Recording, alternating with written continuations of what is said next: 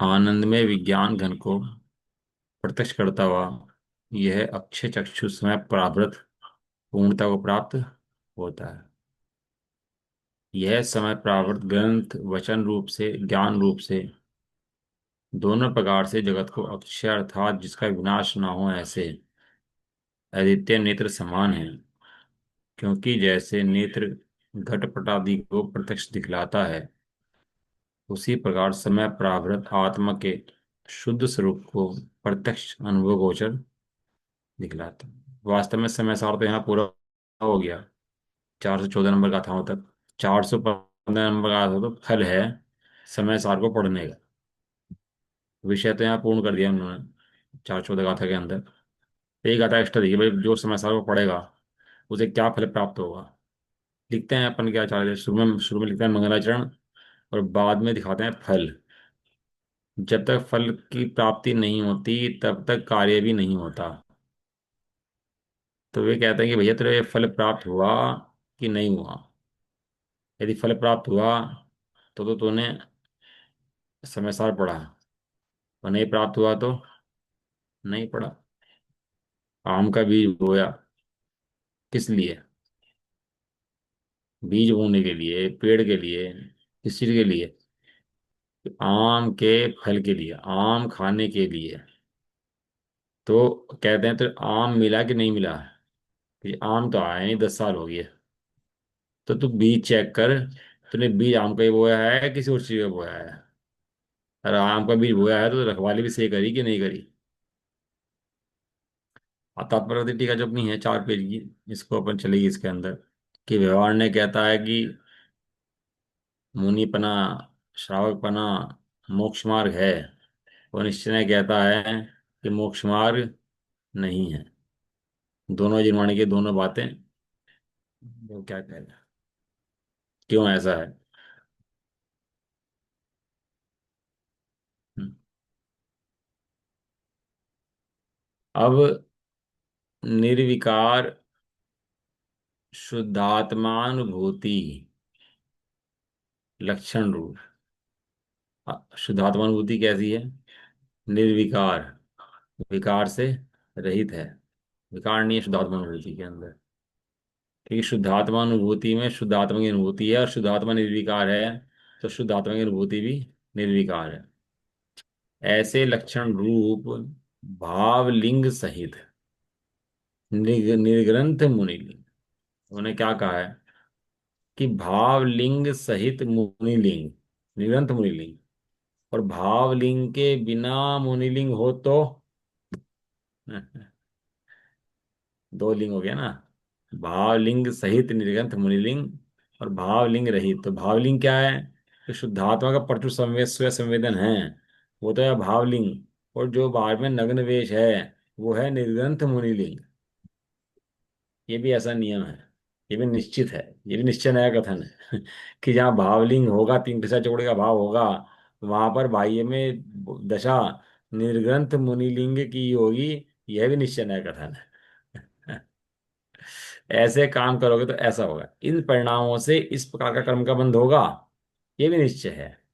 और हमारे कर्म के उदय हमारे उदय में आएंगे, किसी दूसरे के नहीं आएंगे, ये भी निश्चय है।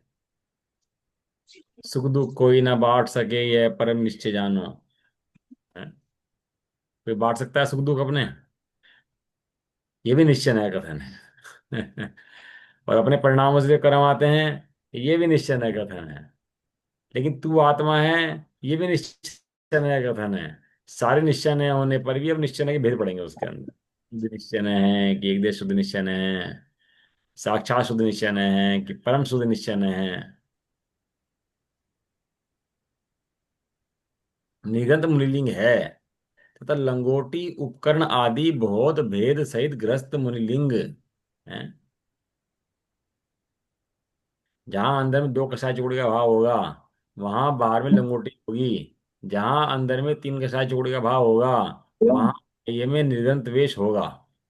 नियम है ऐसा, ऐसे नहीं हो सकता क्या? कि ना। एक बार दोबारा बताना। जहां अंतरंग में 3 कसाय चूड़ी हाँ। का भाव प्रचुर संबंधन होगा। सेंटेंस पूरा कर तीन लेते हैं। किसाए, तीन किसाए। जहां क्या जी? हेलो। क्या कह रहे हाँ हो? जी, हाँ जी। ये क्लियर नहीं हुआ। जहाँ जहाँ हम्म। अंतरंग में तीन हम्म। कषाय चूड़ी के अभाव वाला प्रचुर स्व संवेदन होगा, आत्म की हम्म। अनुभूति होगी, वहां हम्म। बाह्य में जो मुद्रा होगी वो निर्ग्रंथ वीतरागी होगी, नग्न होगी। ये भी नियम है। अब कोई कहे भैया मेरे अनुभव का इससे क्या मतलब है, कि ऐसा नहीं है। इन दोनों का भी संबंध है आपस में, इसे व्यवहार संबंध बोलते हैं। यह है व्यवहार संबंध।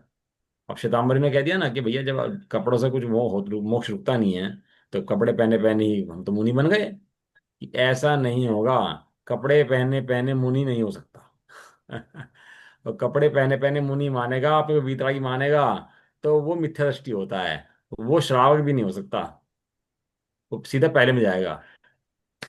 सीधा पहले में जाएगा। ऐसे ही जो श्रावक है, दो कषाय चोकड़ी के भाव में जो अंतरंग अनुभव है आत्मा का, वो आत्मा के अनुभव के बाद जो कर्म का भाव है दो कषाय चोकड़ी का, उसके अभाव में लंगोटी आदि होती है बाहर में। बाह्य में राग नहीं होता इतना तीव्र। और तीव्र राग जहाँ है धन आदि कमाने का और सब चीजों का, तो वहां पर पंचम गुण स्थान नहीं है, वहां चौथा हो सकता है।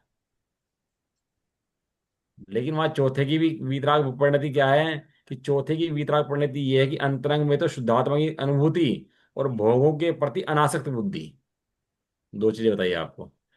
अंतरंग में आत्मानुभूति, आत्मा की अनुभूति और भोगों के प्रति अनासक्त बुद्धि, ये लक्षण है। जैसे मुनिराज के अंदर में आत्मा का अनुभव और बाहर में नग्न मुद्रा, ये लक्षण हैं। ऐसे ही इस ज्ञानी जीव के अंतरंग में शुद्धात्मा की अनुभूति और बाहर में भोगों के प्रति अनासक्ति, ये लक्षण है। जहां भोगों के प्रति अनासक्ति नहीं है, वहां आत्मा की अनुभूति भी नहीं है। समदृष्टि के अंग पढ़े आपने दो शुरू के? कौन से अंग है समदृष्टि के दोनों अंग? निशंकित निशंक, निकाल। निकांक्षित। निकांक्षित माने भोगों की आकांक्षा से रहित होना। भोग तो हैं लेकिन भोगों की आकांक्षा नहीं। ये उसका बाह्य लिंग है। और अंतरंग लिंग क्या है, कि अनुभूति उसकी आत्मा। और अनंतानुबंधी कषाय का अभाव। जो अनंतानुबंधी अनंत से बांधती है ना, उस कषाय का क्या हो गया उसको? अभाव। अभाव। अब सीमा सीमा बन गई उसकी। अब सीमित हो गया, असीमित था, अब सीमा बन गई। हरी है सब, 9 करोड़ 10 करोड़ हरी है, कितनी है मैं नहीं जानता, कुछ है हरी ऐसी 10-12 करोड़ हरी है। अब हमने कहा भैया हम तो हैं 5 हरी रखेंगे, 10 हरी रखेंगे, 20 हरी रखेंगे। तो सीमा बन गई ना उसकी अब। इतनी हरी का उसका त्याग हो गया ना, अब इतनी इतनी इतनी सीमा बन गई उसकी। हम भैया इतने पैसे नहीं रखेंगे, हम तो 1 करोड़ रुपये रखेंगे, 50 लाख रुपए रखेंगे। एक सीमा बन गई ना उसकी अनंत से।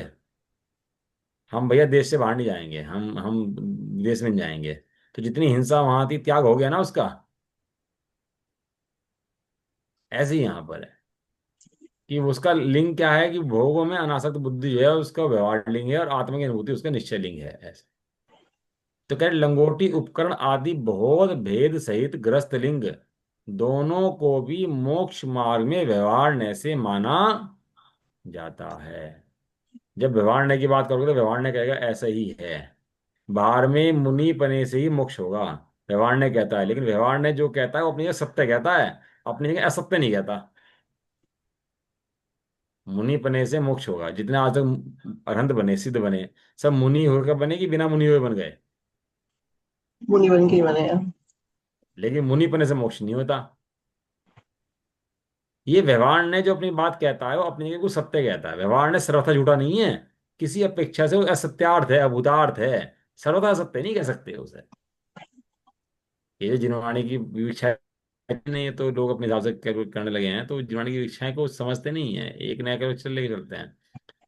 व्यवहार ने अपनी सत्य है, लेकिन जब निश्चय में खड़ा होता है तो वो बैठ जाता है बस। वो झूठा हो जाता है, वो बैठ जाता है, वो शांत हो जाता है, क्योंकि निश्चय में आ गया है अब। इसलिए कह रहे कि व्यवहार से मोक्ष मार्ग माना जाता है, बराबर है, वो मोक्ष मार्ग माना जाता है। लेकिन निश्चय ने सभी द्रव्य लिंगों को मोक्ष मार्ग नहीं मानता, यह कहते हैं। द्रव्य लिंग निश्चय ने कहता है भैया द्रव्य लिंग के अंदर मोक्ष मार्ग नहीं है। द्रव्य लिंग होता तो है, ये व्यवहार ने कहता है, लेकिन द्रव्य लिंग में मोक्ष मार्ग नहीं है, ये निश्चय ने कहता है। और दोनों बातें सत्य है कि नहीं है बताओ?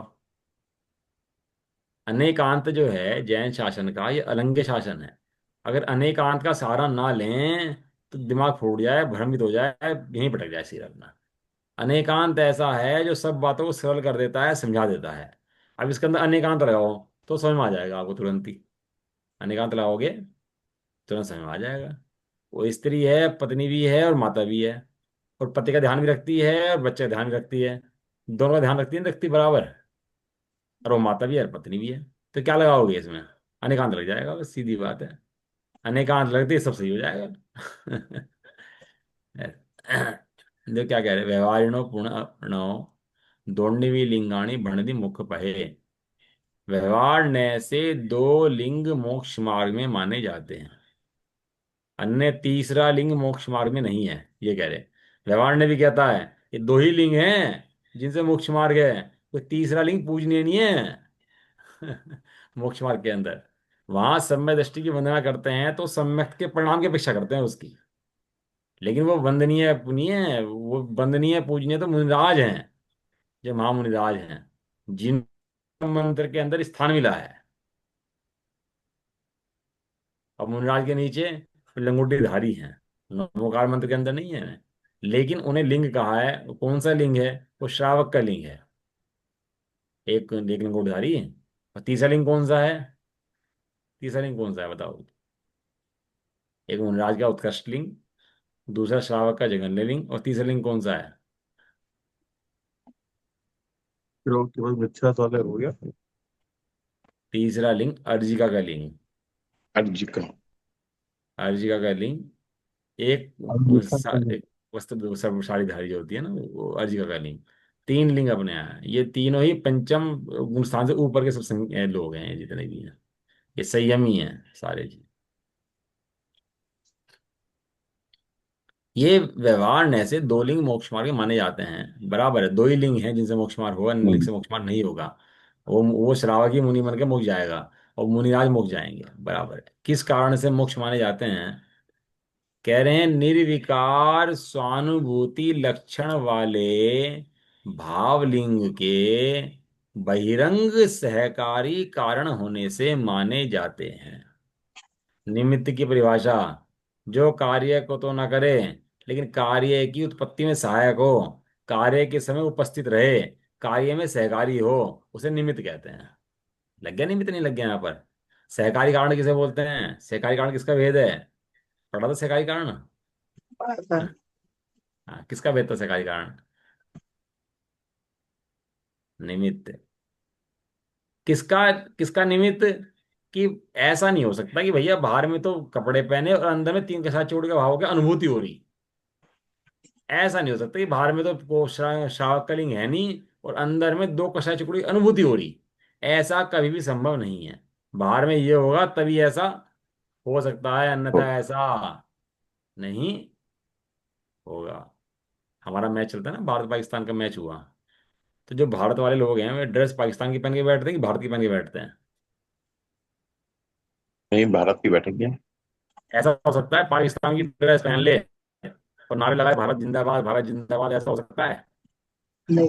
क्या फर्क पड़ता है ड्रेस से भाई? कोई भी कपड़े पहन ले, इससे क्या फर्क पड़ रहा है? कोई भी कपड़े पहन ले हम। कि जहां भारत के प्रति भक्ति होगी वहां तेरी वेशभूषा ही भारत जैसी होगी। ऐसा नहीं हो सकता कि तू पाकिस्तानी कपड़े पहन के भारत के नारे लगाए। बराबर समझ में आ गया बात आपके? आ ऐसे गया। ही जहां अपने आत्मा की अनुभूति होगी वहां तेरा बाह्य में मुनि लिंग पना और शावक लिंग पना होगा ही होगा। ऐसा नहीं हो सकता कि अंदर तो कषायों का अभाव है नहीं और बाहर में लिंग ही लिंग है। ऐसा हो सकता नहीं नहीं। है।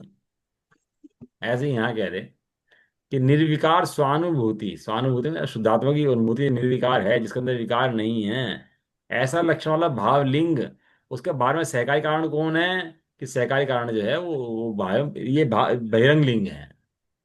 अब वो चेहरे पे फोटो बनवा लेगा हैं, और हाथ में झंडा ले लेगा भारत का, सब काम करेगा हैं, ये सब क्या है? ये सहकारी कारण है, क्या दिखाने के? कि इसके अंदर देशभक्ति है, ये दिखाने के।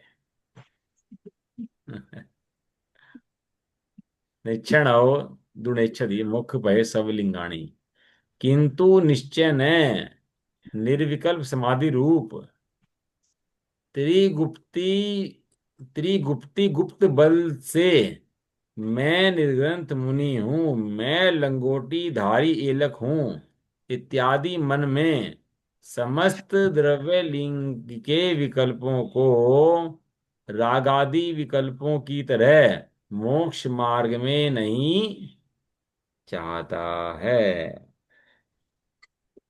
खान होती है ना सोने की, तो उसमें से काली मिट्टी भी निकलती है और पीला सोना भी निकलता है। दोनों एक जगह रहते हैं और दोनों एक रूप नहीं होते। निकलते दोनों कहाँ से हैं? एक ही जगह से। खान से निकलते हैं, लेकिन दोनों अलग अलग हैं कि एक हैं? अलग अलग है। अलग है। रहते साथ हैं। और दूसरी बात, साथ रहने पर भी मिट्टी अलग कर देने लायक है और सोना रखने लायक है। साथ रहने पर भी छोड़ देने लायक नहीं है कि पड़ी है तो पड़ी रहने दो। अगर ऐसी पड़ी रही तो तू स्वर्ण, शुद्ध स्वर्ण नहीं पहन पाएगा। स्वर्ण के हार नहीं पहन पाएगा, मिट्टी तो पहन नहीं सकता। वो तो मिट्टी में सोना मिला हुआ है, वो तो गले में डालेगा नहीं, वो तो हाथ में पहनेगा नहीं। तो क्या है कि वो जो मिट्टी है वो निकाल देने लायक है और सोने के आभूषण, सोने को छाट करके उसके आभूषण बना करके पहनने लायक है। ठीक है। इस तरह राग आदि और शरीर आदि ये जीव के साथ रहने पर भी इनका त्याग देने योग्य है। अगर इनका त्याग नहीं हो सकता तो ये को मिलाएगा अपने में। तो जैसे सोना मिट्टी सहित नहीं पहन सकते, ऐसे ही तू अपने आत्मा की परिणति को पहन नहीं सकता। है ना लिखा, मैं निग्रंथ मुनि हूं, मैं एलक हूं इत्यादि मन में इन विकल्पों को भी त्याग कर दे। किस प्रकार त्याग कर दे? जैसे तूने राग का त्याग करा है। तुमने बात जानी थी ना, ज्ञान और राग अलग अलग हैं। ऐसे ही शरीर के लिंग और तेरा लिंग दोनों अलग अलग हैं। अलग अलग है। हाँ, शरीर का लिंग है और तेरा लिंग नहीं है, और तेरा लिंग है और शरीर का लिंग नहीं है। नहीं। दोनों लिंग अलग अलग है। वो इन विकल्पों से मोक्ष मार्ग ना मानता है ना चाहता है। और जो इन लिंगों से मोक्ष मार्ग चाहता है वो लिंगधारी नहीं होता, मिथ्या दृष्टि होता है। आत्मा अलिंग है भैया, आत्मा इन लिंगों में कहाँ है? दोनों व्यवहार निश्चय को ना समझे बराबर तो भ्रांतियां खड़ी कर लेता है दिमाग में अपने, और समझ लेता है तो उसको सब चीजें भी समझ में आ जाती हैं। वो इन द्रव्य लिंग को किस कारण से नहीं चाहता है? वो कहता है स्वयमेव निर्विकल्प समाधि स्वभाव रूप होने के कारण से नहीं चाहता है। वो इनसे मोक्ष मार्ग क्यों नहीं चाहता? क्योंकि इनमें मोक्ष मार्ग है नहीं, इसलिए नहीं चाहता। सर्वज्ञ देव की आज्ञा है कि इन लिंगों के अंदर मोक्ष मार्ग नहीं है। तेरी जो निर्विकल्प अनुभूति है, जो तेरी स्वानुभूति है, मोक्ष मार्ग उसके अंदर है। उसके अलावा बाहर के मोक्ष मार्ग नहीं है। नहीं। हाँ। अब उसको, लेकिन उसमें इतनी सावधानी रखनी पड़ी आचार्य देव की, बार बार समय साल लिखते हुए भी, कि कहीं तू ऐसा मत रहे कि व्यवहार को उड़ा दे, सर्वथा उड़ा दे। व्यवहार ने सर्वथा उड़ाने योग्य नहीं है। वो अपनी जगह जो बात कहता है वो अपनी जगह सत्य कहता है। तो उसकी बात को समझो भैया, वो क्या कह रहा है, हैं? इसका कुछ इसका कुछ स्पष्टीकरण करते हैं। अहो शिष्य, आखिरी गाथा है ये इसके बाद जो गाथा है तो फल की गाथा है। और ये तो लास्ट गाथा चल रही ना, तो समय सार जी की, तो उसकी बात चल रही, कह रहे अहो शिष्य, हे शिष्य, पाखंडी लिंगाणी है। इससे पहले गाथा गाथा आई थी ना पहले वाली, पाखंड लिंग, पाखंडी लिंगाणी इत्यादि 7 गाथाओं द्वारा द्रव्यलिंग सर्वथा निषिद्ध ही है, ऐसा तुम नहीं जानते। भावलिंग रहित द्रव्यलिंग उसका नाम है पाखंड लिंग। क्या कहा? पाखंडली। द्रव्यलिंग माइनस भावलिंग इजिकल टू, पाखंडली। और द्रव्यलिंग प्लस भावलिंग इजिकल टू निर्गंथ लिंग। मृगंध। हाँ। ये बताओ कितना माइनस प्लस का तो खेले बस सारा सारा, वो जो प्लस ही तो मिलाया, लेकिन कितना फर्क पड़ जाता है। पाखंड लिंग 7 गाथाएं कही, तो उनमें कहा द्रव्य लिंग जो है वो सर्वथा निषिद्ध है, ऐसा तुम नहीं जानते, द्रव्यलिंग को उपादेय करते हो, किंतु निश्चय रत्नत्रयात्मक निर्विकल्प समाधि रूप भावलिंग रहित यतियों को संबोधन किया है। समय सार की व्याख्या तो बहुत लोग कर रहे हैं, बहुत लोग पढ़ रहे हैं और पढ़ा भी रहे हैं, और समय सार के बारे में प्रवचन भी कर रहे हैं, बड़े बड़े शास्त्र भी लिख दिए। लेकिन भैया समय सार की जिन्हें अनुभूति है, वो शास्त्र लिखे कि नहीं लिखे, वो तो आनंद में है। और शास्त्र समय सार की जिसे अनुभूति नहीं है, वो कितना बार में शास्त्र भर दे लिख लिख करके, तो भी उसको पार पड़ने वाला नहीं है। और इस मामले में भैया गुरुदेव का बड़ा उपकार है कि गुरुदेव ने समय सार की दिखाई है ना, वास्तव में वस्तु व्यवस्था अंतरंग में, वो मिथ्या दृष्टियों को सुलभ हो सकती नहीं, मोही प्राणी को दिख सकती नहीं वो वस्तु। वो वस्तु तो ज्ञानी को हो, उसी को पता लग सके कि क्या वस्तु अंदर में विराज रही है। निश्चय रत्न तरात में जो से भावलिंग से रहित, जिन्हें भावलिंग नहीं है, ऐसे यतियों को संबोधन किया है। किस प्रकार संबोधन किया है, क्या कहते हैं संबोधन करने में उनको, कि हे तपोधनो। अब बेचारा है तो द्रव्यलिंगी, लेकिन उसकी प्रशंसा करता है पहले, हे तपोधनो। ये तो बच्चा माँ कहती है ना, अरे राजा बेटा। है गंदगी में, है मल में, और माता क्या कह रही है, राजा बेटा। राजा बेटा, राजा बनाने के लिए।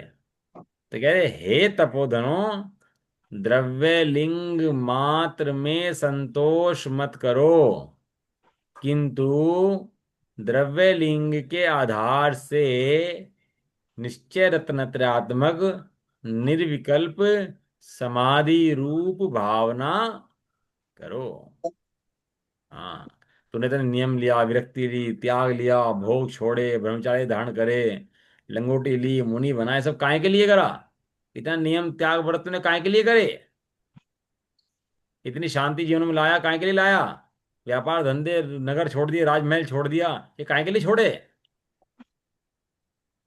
भाई ये मंद कषाय के लिए छोड़े क्या? मंद कषाय नहीं, आत्मा की अनुभूति के लिए छोड़े, आत्मा का मैं और उग्र पुरुषार्थ करूं, इसके लिए छोड़े। कहते हैं, हे तपोधनो, इसमें संतोष मत करो, रत्नत्रयात्मक निर्विकल्प समाधि रूप भावना करो। यही कल्पना, यह आपकी कल्पना है कि द्रव्य लिंग का निषेध नहीं किया है, परंतु यहाँ ग्रंथ में पुनः लिखा है नाय होदी मोक्षमग्गो लिंगम इत्यादि। आपको लगता हो द्रव्य लिंग का निषेध नहीं करा गया है, लेकिन कह रहे हैं, स्पष्ट रूप से कह रहे हैं कि द्रव्य लिंग में मोक्ष मार्ग नहीं है, नहीं है, नहीं है। शुद्धात्मा की अनुभूति है, कह रहे हैं, नय होदी मोक्षमग्गो लिंगम, कि लिंगों के अंदर यह मोक्ष मार्ग नहीं होता है। हम्म, अब जय जयकार हो जाती है भैया, तो काम खराब हो जाता है। कह रहे हैं, ऐसा नहीं है। नय होती मुखमग्गो लिंग इत्यादि इत्यादि वचन से भाव लिंग रहित द्रव्य लिंग का निषेध है, परंतु भाव लिंग सहित द्रव्य लिंग का निषेध नहीं है। तू खाली है, वेश धारण कर ले और अपनी पूजा करे, करवाए, मनवाए मनवाए, ये सब सब निगोदगामी जी हो जाता है सर। और भावलिंग सहित हो, तो जो आत्मा देख ले तो आत्मा गीत गाए वास्तव में। आज 24 घंटे आत्मा ही आत्मा निकले मुंह से उसके। कैसे निषिद्ध नहीं है? द्रव्य लिंग के आधारभूत देह के ममत्व का निषेध है, द्रव्य लिंग का निषेध नहीं है। जो तू कर सोचता ना, मैं क्रिया करता हूं, मैं मुनि बन गया हूं, मैं मुनि बन जाऊंगा, मैं श्रावक हूँ, श्रावक बन जाऊंगा, विकल्प तो आते हैं कि मुनि बनेगा तो मुनि बनने के विकल्प तो आएंगे, विकल्प की बात नहीं है। लेकिन जो तेरा ममत्व है, जो तेरा एकत्व है, जो उससे तू मोक्षमार्गी कल्पनाएं करता है, उस कल्पना का निषेध किया है। वो द्रव्य लिंग का निषेध नहीं है। किस प्रकार से है? पहले दीक्षा के काल में समस्त परिग्रह का त्याग ही किया था, परंतु देह का त्याग नहीं नहीं किया। किया। अपन लोग दान देते हैं ना मंदिर के अंदर, अब दान देने के बाद तो ये है कि एक हाथ को दे, दूसरे को पता ना लगे। और दान देने के बाद उसे पता भी लगना चाहिए कि मैं दान दिया, भूल जाए उस दान को, भाई अब तो चीज मंदिर की हो गई नहीं, और चीज किसकी है? मंदिर की है। अब तेरी कहाँ है? और दान बोलते ही दे दे, रखे नहीं अपने पास पैसे को, और उसके अंदर मम्मत तो तोड़ दे, अपना एक तो तोड़ दे। और दान देने के बाद सिंहासन दे दिया हमने, सपोज करो, भगवान दे दिया हमने, विराजमान करा दिया मंदिर के अंदर। अब वो सिंहासन भगवान दे दिए तो जो देख अन्य भगवान को देखता है और जो भगवान खुद ने दिए उन्हें देखता है, तो तेरी नजर में डिफरेंस रहता है कि बराबर रहता है मामला? जब सिंहासन दे देता है तो सिंहासन तू अपना समझ के देखता है, और सिंहासन को मैंने दिया था कि अब मंदिर की चीज देख के देखता है? बंदे की चीज दे। ऐसे एक एक चीज के अंदर लगाया ना भैया ना, मंदिर में कुछ दान देते हैं, चीज देते हैं, तो क्या, तो अब तेरा अपनापन टूटना चाहिए उसके अंदर से एक तो। और उसमें मंदिर में देगा कमरा तो नाम लिखवा देगा कमरे के बाहर, पट्टियों में पैर लिखवा दे, पट्टियों में पैरों में नाम लिखवा देगा अपना। मतलब इतना कि तेरे पैर जा रहे आ रहे, तो तूने दान दिया कि मान दिया? और क्या दिया? तूने मान के लिए कार्य किया कि दान के लिए कार्य किया? लेकिन वहां जो छोड़ना था वो तो छोड़ा नहीं। अब धन छोड़ दिया। थोड़ा समय होता है जब जीव धन कमा लेता है तो उसको लगता है भैया अब धन तो बहुत हो गया, अब थोड़ा भाई नाम वाम नहीं है समाज के अंदर, थोड़ा नाम करना पड़ेगा, तो नाम के लिए क्या करो? नाम के लिए धन दान दो, लोग पूछेंगे आएंगे बैठेंगे खुशामद करेंगे, तो अच्छा लगेगा।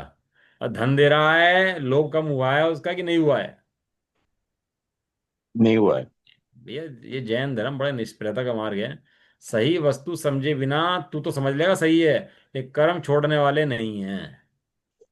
कर्म तो वैसे बनते ही रहेंगे, उजादे कर्म तो बनते ही रहेंगे। द्रव्य लिंग तो हम भी अनेक बार धारण कर चुके, लेकिन ऐसे धारण करने के बाद भी मोक्ष मार्ग नहीं प्राप्त करा। क्यों?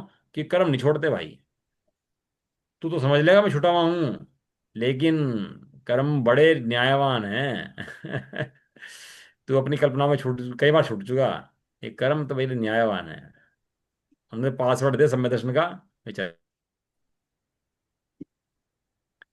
कह रहे पहले दीक्षा के काल में समस्त प्रकृति का त्याग किया था, परंतु देह का त्याग नहीं किया था। नहीं किया। देह के ममत्व का त्याग नहीं किया था, देह के एकत्व का त्याग नहीं किया नहीं। था।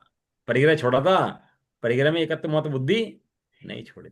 अभी मुनि कोई मुनि बन जाता है 100 करोड़ रुपये छोड़ के, तो बड़ा नाम आता है बाहर के अंदर उसका, भाई 100 करोड़ रुपये छोड़ के मुनि बने। भाई मुनिपना महान है कि 100 करोड़ रुपये महान है? मुनि पना मान है।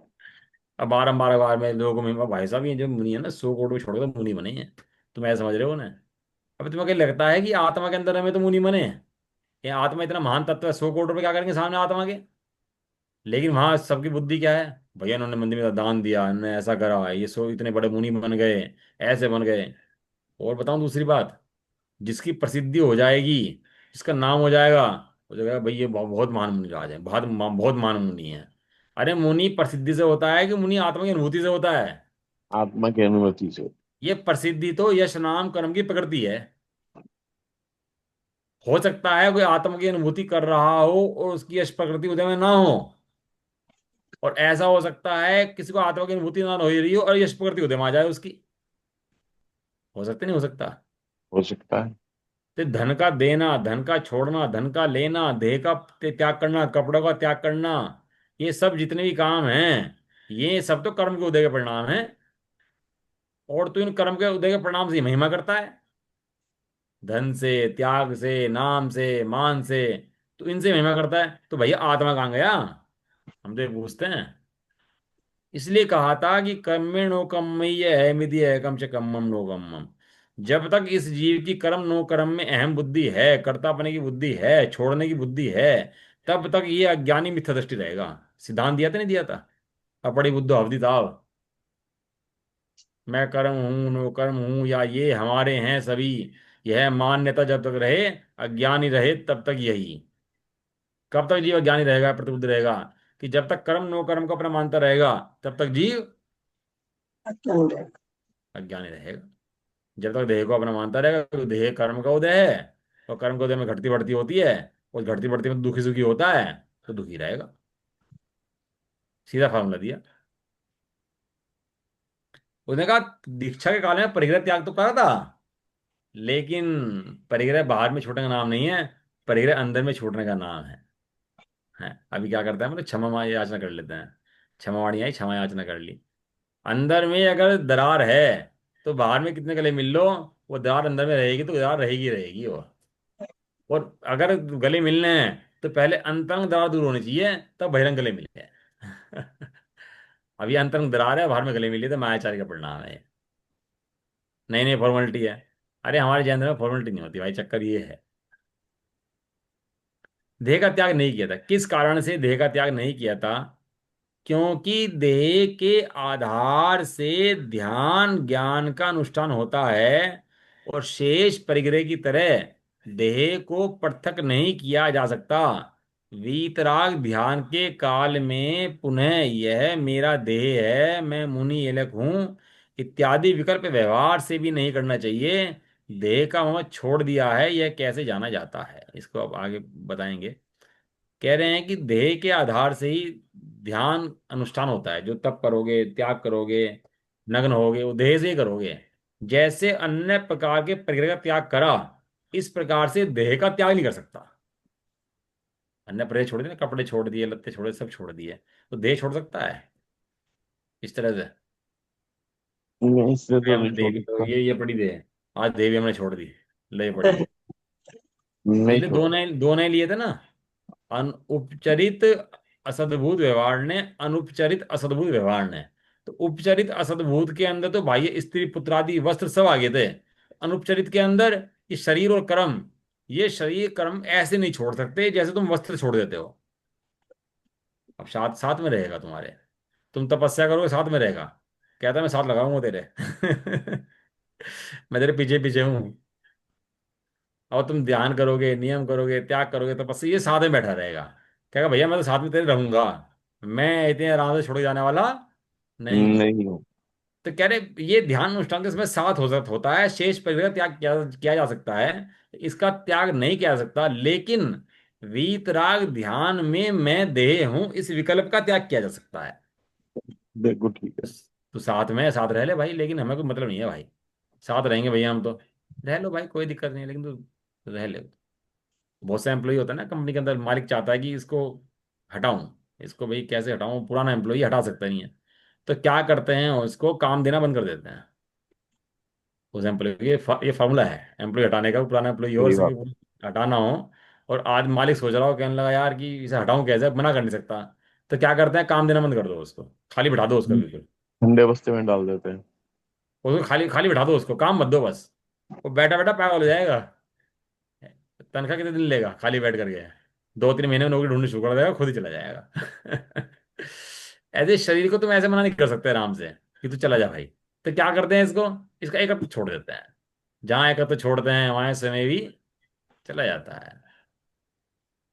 वीतराग ध्यान के काल में यह देह मेरा है, ऐसा विकल्प नहीं करना चाहिए व्यवहार से भी। ऐसा विकल्प व्यवहार से भी नहीं करना चाहिए। देह का ममत्व तोड़ दिया है, यह कैसे जाना जाता है? कि अब देह का विकल्प नहीं है, इसके त्याग, इसके जानने की विधि क्या है? जम देह निम्ममा अरिहा दंसन नाण चरिताणी सेवन्ते। बहुत सुंदर लाइन है भैया। जम देह निम्ममा अरिहा, जिन्होंने देह का ममत्व को छोड़ दिया है, और दंसन नाण चरिताणी सेवन्ते, दर्शन ज्ञान चारित्र की सेवा प्रारंभ कर दी है। लिखा था ना, धन का अर्थी राजा की सेवा करे, और मोक्ष का अर्थी जीव राज की सेवा करे। आया था नहीं आया था? जिसे धन चाहिए तो भैया खूब सेवा करो राजा आदि की, बाहर में लोग की जन्म मिल रहे हो, कोई दिक्कत नहीं है।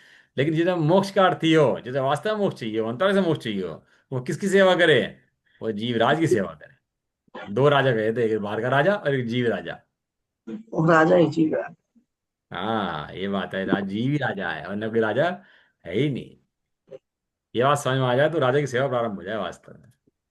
ये ज्ञान स्वभावी जीव राजा मैं ही हूं।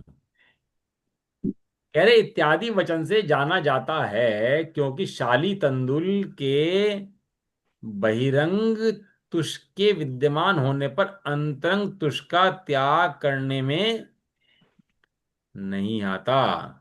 बहिरंग तुष के विद्यमान होने पर अंतरंग तुष का त्याग करने में नहीं आता है। बहुत बढ़िया भैया बात है। एक चावल होता है ना, चावल के ऊपर छिलका होता है। और आपको पता है चावल के ऊपर दो छिलके होते हैं। चावल के ऊपर एक छिलका नहीं होता। एक मोटा ब्राउन छिलका होता है, उसके नीचे एक ब्राउन छिलका और होता है, और उसके अंदर चावल होता है। पता है भूपा जी, नहीं पता? नहीं, ये नहीं पता कि दो छिलके होते हैं, ये पता है कि हाँ एक छिलका ब्राउन होता चावल जो है ना, ब्राउन जो चावल आता है, है। हाँ उसका हाँ। एक छिलका उतारा जाता है, दूसरा छिलका नहीं उतारा जाता। और जो अपना सफेद चावल आता है, उसके दोनों छिलके उतार दिए जाते हैं। हाँ, ये नहीं पता था। ये ऐसे हैं, बहिरंग छिलका नहीं उतरेगा तो अंतरंग छिलका कैसे उतरेगा। नहीं उतर सकता। गोले का तुम ऊपर की नरेटी नहीं तोड़ोगे तो अंदर गोले का वो छिलका ब्राउन कलर का है, वो कैसे उतरेगा। कि भाई तुम गोले की वो तो तोड़ दो, ऊपर की गोले तो वो तो तोड़ मत ना, ऊपर का ढक्कन जो है छिलका, ढक्कन तोड़ मत ना, और इसका जो छिलका निकाल दो अपने अंदर का। बड़े पंडित जी कहते हैं बनियान पहना, शर्ट पहनी, शर्ट मत निकालो, बनियान निकालो। तो कैसे निकालोगे बताओ। नहीं निकल सकता। बनियान फट जाएगी, निकलेगी नहीं। ऐसे कह रहे हैं शाहरुख तंदल के बहिरंग तुष के विद्यमान होने पर जो उसका भीतर का तुष है, छिलका है, उसका त्याग करने में नहीं आता। अंतरंग तुष के त्याग पर नियम से बहिरंग तुष का त्याग होता ही है। अंतरंग तुष का जब त्याग होगा तो ये बात पता लग जाती है कि बहिरंग तुष का अभाव हो चुका है, और बहिरंग तुष के अभाव के हुए बिना अंतरंग तुष का अभाव हो सकता नहीं है। नहीं है। खाली बहिरंग तुष उठा के समझे अंतरंग तुष का भाव हो गया, ऐसा नहीं है। लेकिन जिनका अंतरंग तुष हटा है, उनका नियम है कि बहिरंग तुष उसका हटेगा ही हटेगा पहले, ऐसा नहीं हो सकता वो ना हट पाए। इस न्याय से समस्त परिग्रह के परित्याग रूप बहिरंग द्रव्य लिंग के होने पर भावलिंग हो अथवा ना हो नियम नहीं है, परंतु अभ्यंतर भावलिंग के होने पर समस्त परिग्रह के त्याग रूप द्रव्य लिंग होता ही है, ऐसा नियम है। ये आईपीएल चलता है ना, बाजार में ड्रेस मिलती है आईपीएल की, कोई बच्चे बच्चे ले लेते हैं आईपीएल की ड्रेस, 500 1000 रुपये की ले लेते हैं और पहन लेते हैं। तो जो ड्रेस पहने हैं जरूरी नहीं है वो खिलाड़ी है, लेकिन खिलाड़ी अगर होगा तो नियम से वो ड्रेस के अंदर ही मिलेगा। है, ऐसा होता है खिलाड़ी जो है पैंट शर्ट कुर्ता पजामा पहन जाए खेल ले जाकर के वहां पर क्रिकेट के मैदान में, भाई पॉसिबल नहीं है। लेकिन बाहर में कोई वो ड्रेस पहन ले वो खिलाड़ी बन जाए, ये जरूरी नहीं। ये भी जरूरी नहीं। तो कह रहे जिसके अंतरंग परिग्रह का भाव हुआ है उसके बहिरंग परिग्रह का भाव होगा ही होगा, तो नियम है। लेकिन बहिरंग परिग्रह का भाव करके माने कि अंतरंग का भाव हो गया है, ऐसा नियम नहीं है। तो कह रहे हे हम्म। भगवान, भाव लिंग के होने पर बहिरंग द्रव्यलिंग होता है, ऐसा नियम नहीं है कि भाव लिंग तो हो और बाह्य में द्रव्य लिंग ना हो। ऐसा नहीं, भैया बाहर में द्रव्य लिंग होगा ही होगा, ऐसा नियम है, क्योंकि साहार रा साहार ने इत्यादि ऐसा वचन। कल चर्चा कर लेंगे इसके बारे में, क्या कहना चाह रहे हैं ना, अभी का समय हो गया। हम्म, कल पढ़ते हैं इसका, है ना। क्या कहना बड़ा है तो कल पूरा करने की कोशिश भी करेंगे इसका। इसका निराकरण भी करेंगे नीचे, ये जो बात कही ना इन लोगों ने, ये आचार्य देव ने, इसका निराकरण नीचे देंगे इसका जो भी है। चलो ये, निज निधि निज में बताई, उसके लिए दीवानी माँ को वंदना। अनुवर्ण होगा।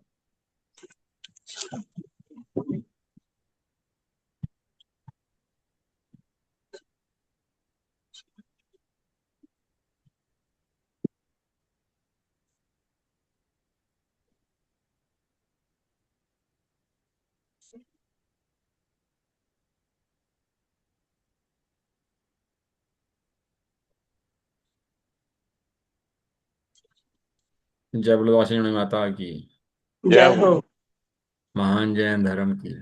जय जय हो। एक साथ बोलिए। जय जय जिनेन्द्र, जय जय जिनेन्द्र। हो हो जाएगी, जाए। सभी हो जाएगी।